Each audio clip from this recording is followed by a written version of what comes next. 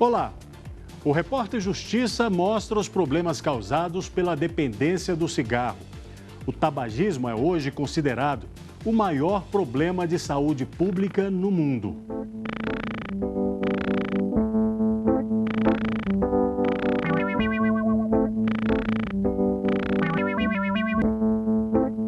Você já parou para fazer um cálculo simples? Quanto o fumo custa para o seu bolso? Eu mesmo, eu tenho certeza que eu não cheguei a ter um índice muito grande de gasto com cigarro.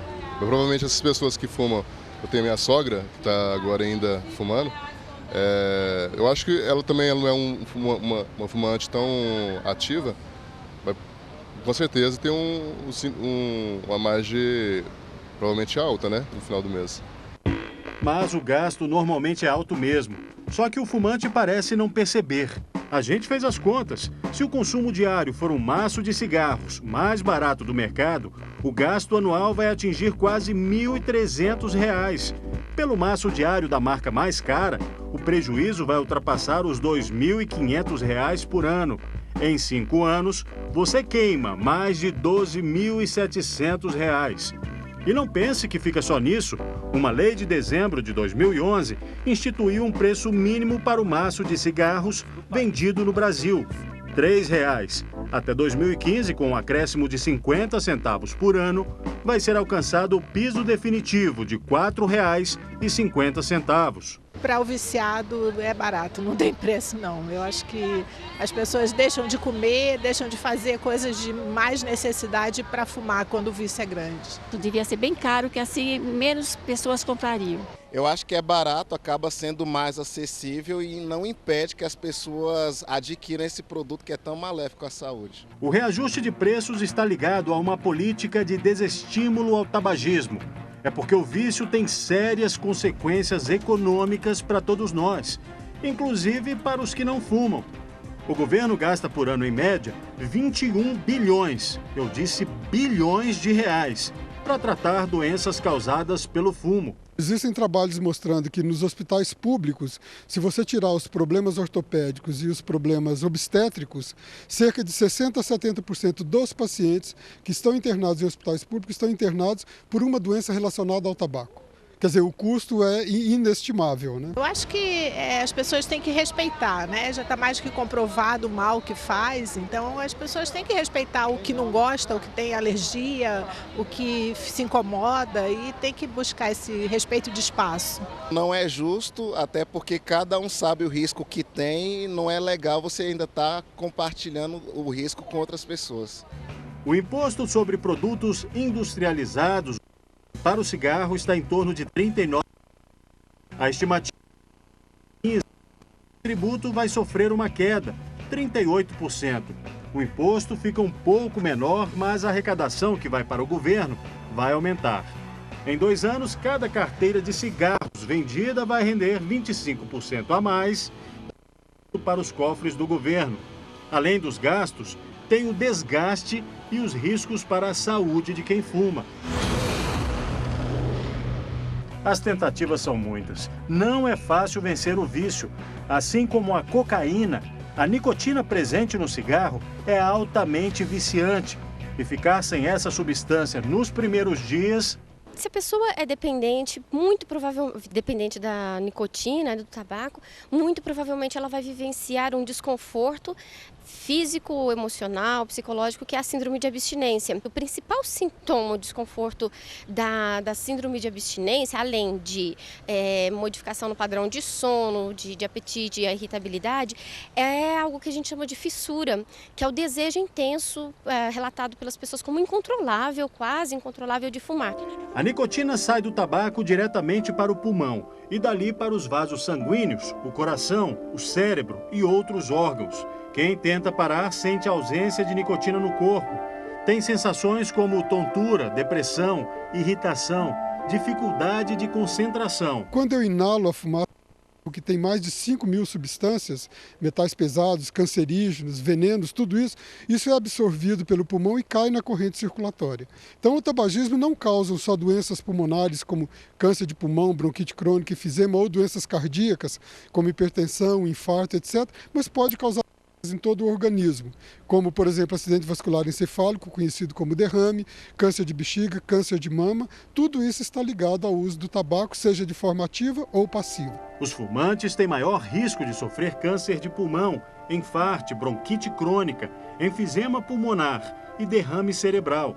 Entre as mulheres que associam o fumo ao anticoncepcional, aumentam as chances de sofrerem ataque cardíaco, cerebral, pulmonar.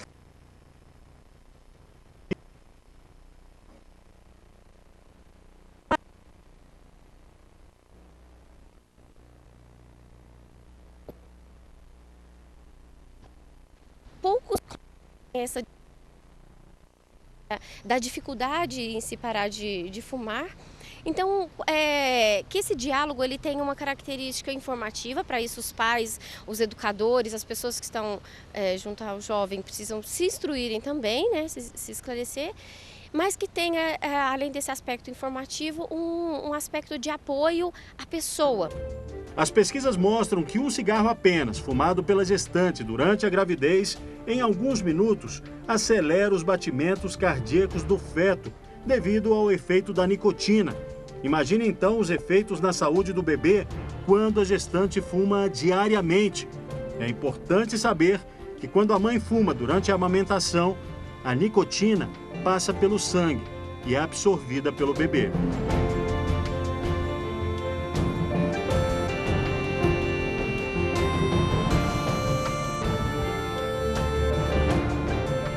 Você vai conhecer agora as medidas para evitar o aumento do consumo de tabaco e reduzir os danos provocados à saúde da população. A propaganda ainda é apontada como uma das principais responsáveis pelo incentivo ao uso do cigarro.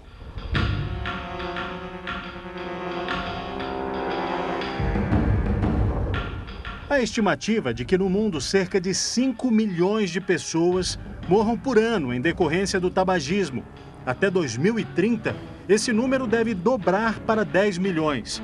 Assim como no passado, existem pessoas que ainda acham que fumar traz algum charme. Muitos começaram no vício desse jeito, bem cedo. Nessa época eu tinha 14 anos, 13 para 14 anos, né? Começou cedo? Comecei cedo, justamente. Eu simplesmente achava bonito começar a fumar quando ia nas festas ali para conquistar as meninas. E quem fumava um cigarro, chamava na época cigarro manso, né? Que a gente fumava, isso aí era o maior trabalho, fumando escondido dos meus pais. Aí tinha que mandar comprar cigarro na cidade, aí você comprava um pacote de cigarro, guardava lá. Aí naquilo você começava a fumar, ia em festa e depois começou a fumar também quando não ia na festa. E aquilo a gente aviciamos e fiquei dependente do cigarro por 36 anos, né? No Brasil, de acordo com o Ministério da Saúde, 200 mil pessoas perdem a vida todos os anos por causa dos males provocados pelo cigarro, o que explica os esforços para deter o poder avassalador do tabaco sobre a população. Aqui no Brasil, as leis de combate ao fumo estão cada vez mais rigorosas. Uma delas trata da exposição das pessoas à poluição tabagística ambiental. A lei de 1996 proíbe o fumo em recintos coletivos, sejam privados ou públicos. Autoriza o fumo em áreas exclusivas devidamente isoladas. Para este advogado, a proibição do fumo em ambientes públicos não significa uma restrição à liberdade individual e aos direitos dos fumantes. Na minha opinião, a legislação brasileira federal sobre o consumo de tabaco está em conformidade com a Constituição Federal. A liberdade é um valor importantíssimo para a nossa Constituição, mas a Constituição ela também possui outros valores que devem ser preservados. É o caso, em especial, da saúde. As pesquisas das entidades preocupadas com o assunto mostram que os fumantes se tornaram minoria. Eles começaram a encontrar dificuldades até no mercado de trabalho, a não ser aqueles profissionais que são considerados, digamos, indispensáveis. É o que diz este consultor em RH.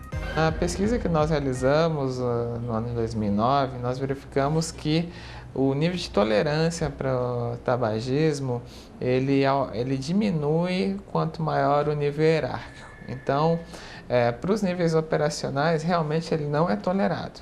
Mas em razão da maior exigência de outras qualidades, outros requisitos para cargos mais estratégicos de diretoria, de vice-presidência, de presidência, o tabagismo ele é mais tolerado. Não que ele seja aceito totalmente, mas em razão das competências que as pessoas precisam para o cargo e pela dificuldade de encontrá-las, as empresas abrem mão, às vezes, de um não fumante e contratam um fumante. A redução das oportunidades para fumantes no mercado de trabalho é consequência de um novo padrão adotado pelas empresas. Elas são empurradas pela competição, preferem não comprometer a produtividade e optam por contratar não fumantes.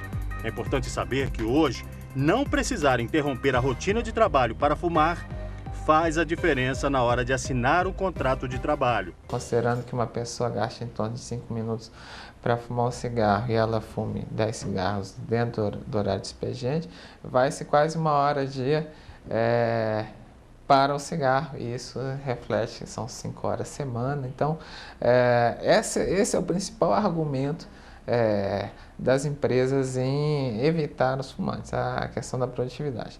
Tem também a questão do ambiente de trabalho, né? E do absenteísmo, que as pessoas às vezes ficam doentes, são mais suscetíveis a problemas respiratórios, e isso traz aí um problema de faltas do trabalho, né? De atrasos, enfim, o cigarro não é bem-vindo. E o consultor lembra, não há discriminação no andamento desse processo. No momento em que são feitos testes, avaliações, simulações de trabalho e se verifica que realmente o profissional fumante tem uma produtividade menor do que o não fumante, então já a questão discriminatória ela não é tão forte, né? Porque a empresa tem argumentos de escolher o candidato A em contraposição ao candidato B pelo resultado que ele teve nos testes ou nas simulações que foram feitas. E além da lei que restringe o fumo a alguns ambientes, há outras que foram editadas depois. Tem proibição de venda de derivados do tabaco na internet. Na proteção aos jovens, foi proibida a venda, fornecimento e entrega de produtos que possam causar dependência física ou psíquica a crianças e adolescentes. A publicidade de derivados do tabaco também tem restrições legais. No Brasil, um dos órgãos responsáveis pelo controle do uso do tabaco é a Anvisa. O Brasil proíbe patrocínio de eventos esportivos nacionais e culturais por empresas produtoras de cigarros. As campanhas para inibir a propaganda do cigarro também são constantes. O Brasil, por exemplo, tem um aspecto que é bastante importante, por ser um produtor de tabaco de volumes bastante elevados, uma projeção internacional muito grande nesse aspecto do ponto de vista comercial. A Convenção Quadro para o Controle do Tabaco é o primeiro tratado internacional de saúde pública da história da Organização Mundial de Saúde. É considerado uma resposta de 192 países à epidemia do tabagismo. O objetivo é proteger as gerações futuras das consequências sanitárias, sociais, ambientais e econômicas provocadas pelo consumo e pela exposição à fumaça do tabaco. No Brasil, a implementação da Convenção se dá com a Política Nacional de Controle do Tabaco. A Organização Mundial de Saúde, a Organização Pan-Americana de Saúde, não somente nestes aspectos da Convenção Quadro, implementação da Convenção Quadro de Controle do Tabaco, tem a responsabilidade, na realidade, de estar junto com os países, com todos os países membros, auxiliando a estruturação dos seus sistemas de saúde. A propaganda e a publicidade do cigarro são consideradas as maiores responsáveis por essa epidemia. As embalagens de cigarro são verdadeiras inovações, né, recentes, onde você encontra embalagens metalizadas, coloridas, apelativas, com forte capacidade de sensibilizar, né, crianças e outros consumidores, porque justamente elas se assemelham muito com outros produtos próprios, né, dirigidos para crianças, como bomboniers. Hoje uma embalagem de chiclete, uma embalagem de um cigarro, elas são muito próximas em termos da estratégia visual adotada pelas empresas. A atuação dos governos tende a dificultar essas ações. Uma delas, de grande impacto, foi uma resolução publicada pela Anvisa em 2008. Ela estabeleceu o uso de imagens e frases de advertência nas embalagens dos produtos derivados do tabaco. As imagens e as frases mostram as consequências do uso do cigarro. Essas imagens devem ser substituídas a cada período de 5 meses. Além de coibir a propaganda, uma forma de reduzir a atratividade também é a carteira genérica para o cigarro e para os produtos derivados do tabaco, já implantada em alguns países. O produto é sem apelos visuais para que os consumidores não se sintam atraídos. Um maço de cigarro sem esses apelos visuais todos, né, para os jovens consumidores. Uma carteira genérica, onde tenha o brand da marca, o nome do cigarro, daquela marca e advertências próprias, alertando os consumidores para os malefícios daquele produto, né?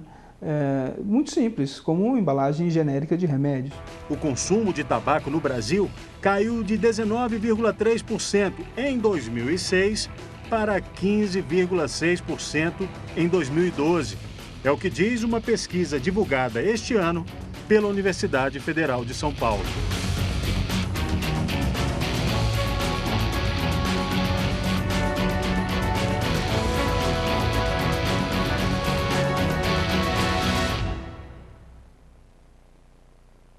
O Repórter Justiça mostra agora para você como algumas pessoas conseguiram parar de fumar. Que tal aproveitar um novo ano que vem aí para abandonar o cigarro também, hein?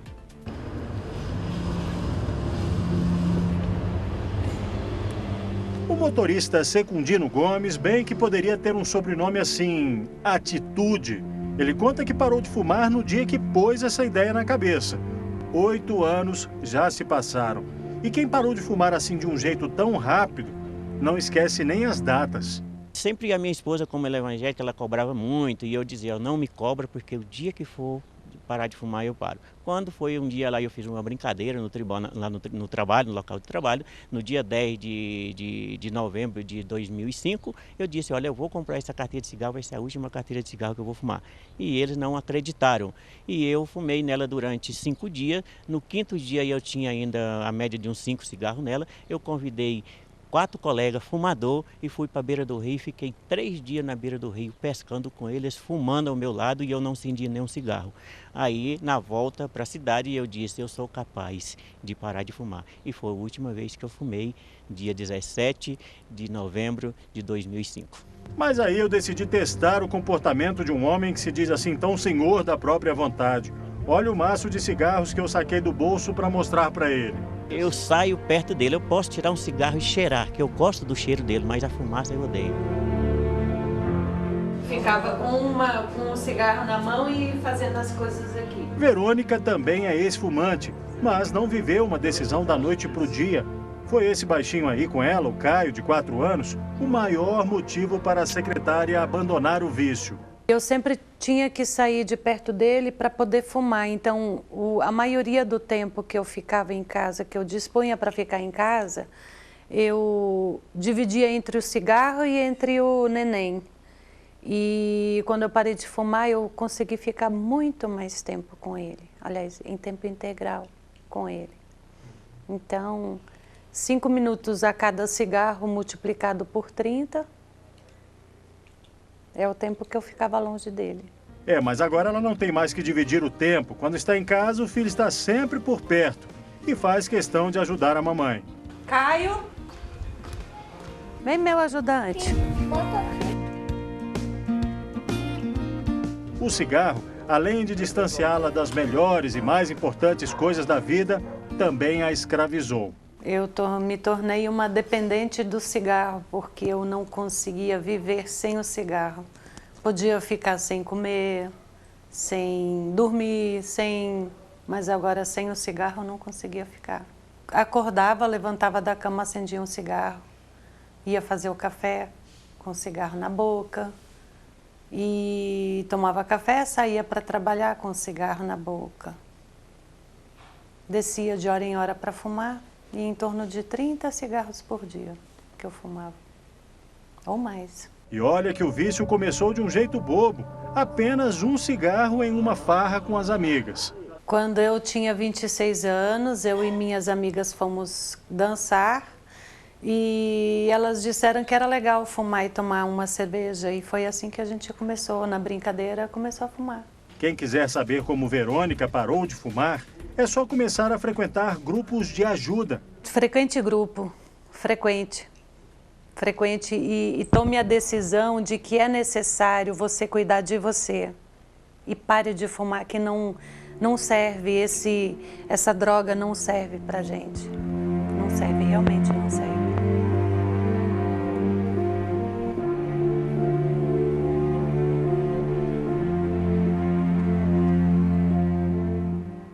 Este aí é um dos grupos de ajuda que se reúne uma vez por semana em uma igreja de Brasília. Os fumantes anônimos preferem não mostrar o rosto. A terapia é coletiva para abandonar o vício. É assim que um participante dá força a outro e todos conseguem, dia a dia, não tocar novamente em uma carteira de cigarros. Este aposentado chegou aqui movido pela dor de perder a família para o vício e também de descobrir que tem um enfisema pulmonar. Meu pai morreu com câncer por causa de cigarro, na próstata. Minha mãe morreu com câncer no pulmão por causa de cigarro. E ela era fumante passiva, né? Ela nunca fumou. E meu irmão foi o último agora, morreu também com câncer de pulmão por causa de cigarro. Por que motivo eu vou conviver com cigarro? O governo também tem políticas de ajuda a quem pretende parar de fumar. Os dados mais recentes mostram que em 2012, 175 mil pessoas foram atendidas em unidades credenciadas ao Programa Nacional de Controle de Tabagismo, o PNCT, espalhadas em 1.159 municípios brasileiros. Desde 2005, o Sistema Único de Saúde, o SUS, oferece tratamento a fumantes, de apoio psicológico a medicamentos e atendimentos educativos e terapêuticos. E a Verônica recebeu um desses atendimentos, usou o adesivo. Tudo começou quando ela conheceu um senhor que passou pelo tratamento oferecido pelo governo. Ele falou que existiam uns centros especializados que dão palestras e para parar de fumar, do Ministério da Saúde, e ele pegou meu nome e colocou lá. E eu não acreditava que isso funcionava. E um dia a Lucivânia me ligou e eu fui fazer entrevista com ela e eu comecei a fazer o tratamento. E durante todas as terças-feiras, durante um mês inteiro, e usei o adesivo, que meu grau de dependência era médio, e consegui parar.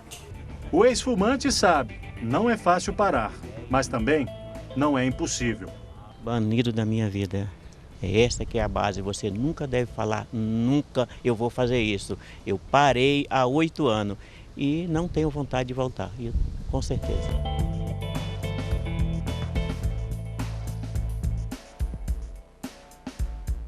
O programa terminou, mas a gente quer conhecer a sua opinião sobre os temas que estão sendo abordados aqui. Você também pode sugerir assuntos para as reportagens. Mande um e-mail para a gente, o endereço é repórter.justiça, sem cedilha, @stf.jus.br. O Repórter Justiça volta na semana que vem. Até lá!